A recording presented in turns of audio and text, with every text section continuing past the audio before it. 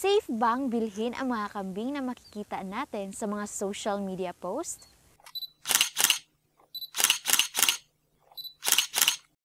Today's video, I will share you the advantages and disadvantages kung bibili tayo ng mga kambing mula sa social media.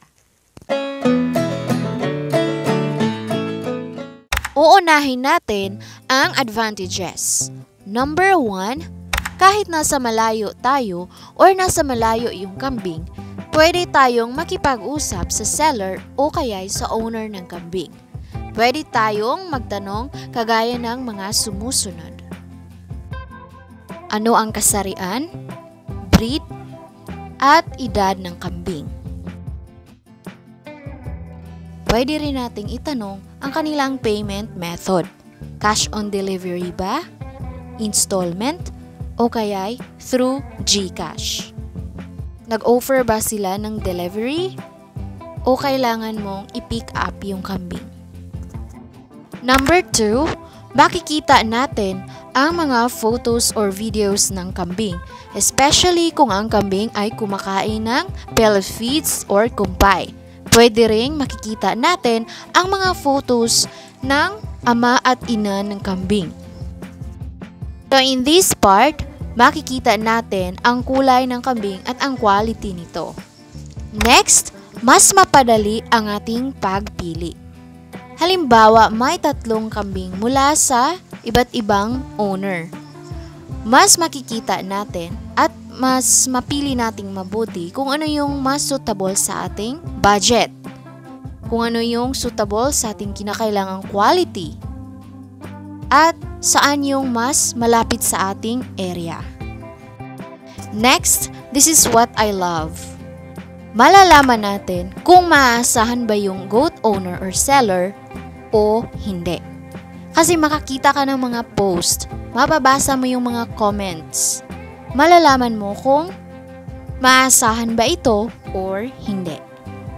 Next, malalaman natin kung reseller ba ito o kaya'y totoong owner ng kambing. In this part, mas madali kung alam natin ang mga pasikot-sikot sa social media. Especially kung alam natin mag-research sa mga social media groups. Makikita natin kung ilang tao ang nag-post ng the same photos or videos ng kambing. So, pag marami, then they are all resellers.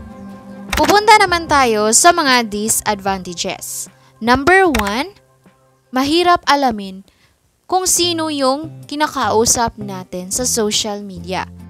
Especially ngayon na marami nang marunong magpapanggap sa social media. Pero huwag mag-alala, gifters, kasi maiiwasan natin ito kapag marunong tayong makipag-video call.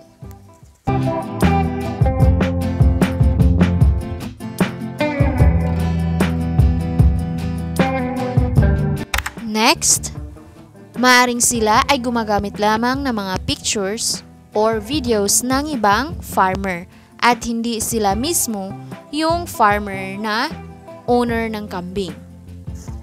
So, gifters, kahit nakipag-video call ka pa sa kanila, nakita mo yung totoo nilang mukha sa video call. Pero hindi rin natin malalaman kung ang mga photos at videos na ipinapadala nila sa atin ay talagang totoong sila ang nagmamay-ari.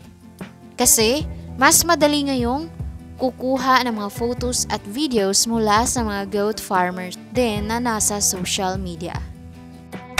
Number 3, hindi sila nag-o-offer ng cash on delivery payment method.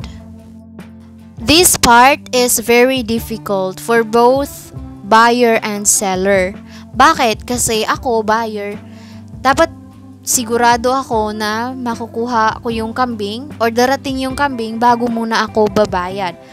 At si seller naman, she needs to make sure na yung buyer nandyan mismo babayad muna bago kukunin yung kambing. Kasi paano kung nandun na yung kambing, pinapadala na, pero yung bayad wala pa. Hindi magbabayad yung buyer. So, this part is quite difficult. In my first experience, pinapabayad ako, so half payment only.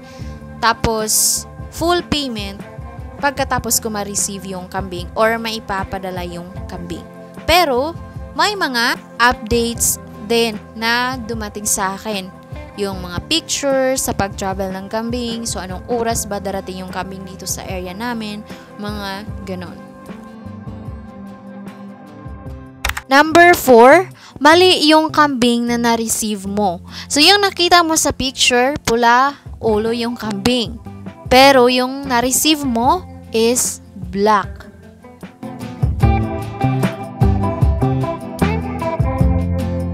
Number 5, so ito yung ang nakikita mo sa photos at videos, malulusog yung kambing at malaki.